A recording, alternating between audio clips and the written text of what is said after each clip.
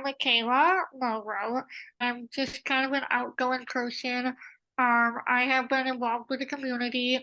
So what I like to do is I do this like kind of who, what, where, and why you should care video. So I've like did interviews with the mayor.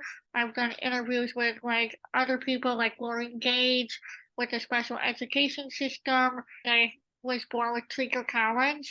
I mean, a disability that I have as an adult is just a hearing disability, but as a child, I had a breathing disability before I had all my surgeries. For your college, often people are weaker than like an average person. So I've been trying to do weightlifting because I kind of want to go against the grain and like prove that wrong.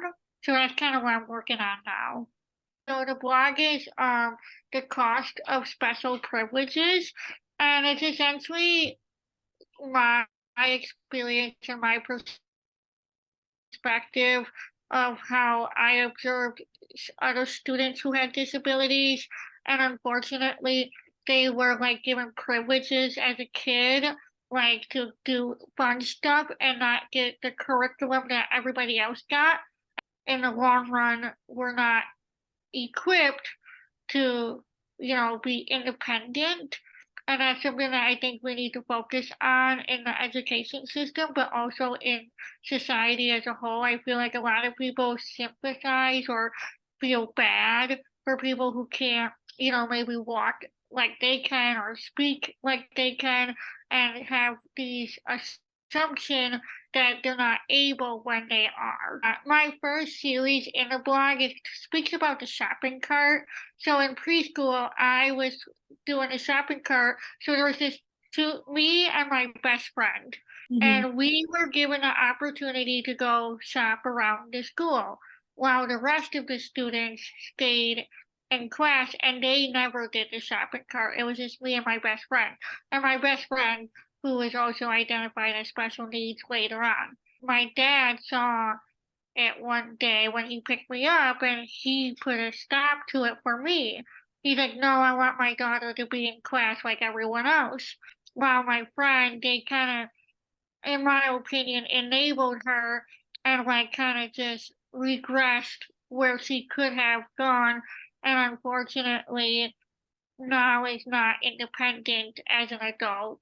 And I do wonder, like, oh gosh, like if there was different steps taken like I was, could she have an independent life just like me? I don't know.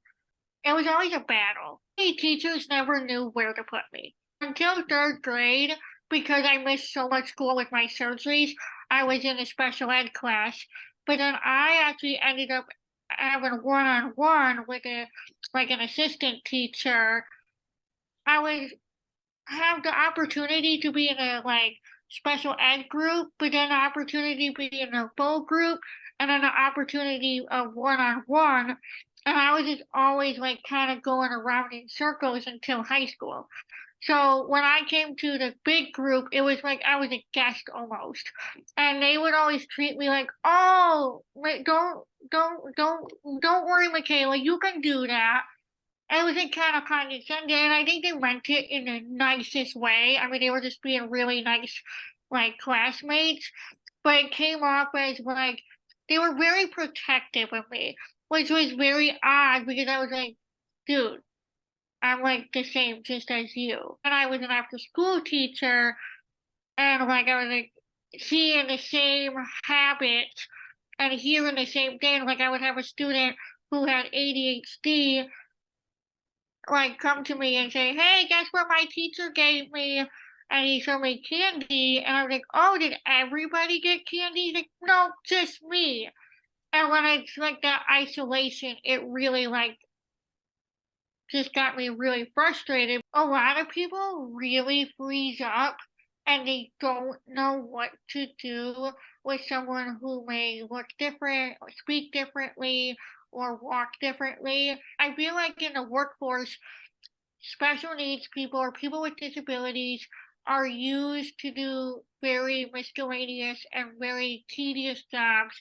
And we need to expand on that and let the person who has a disability be creative, be knowledgeable, be the expert in whatever they want to be the expert in. So I really do believe that I have a gift because I know that if I didn't have the experience I've had, I would just not have the insight or the compassion to make the change.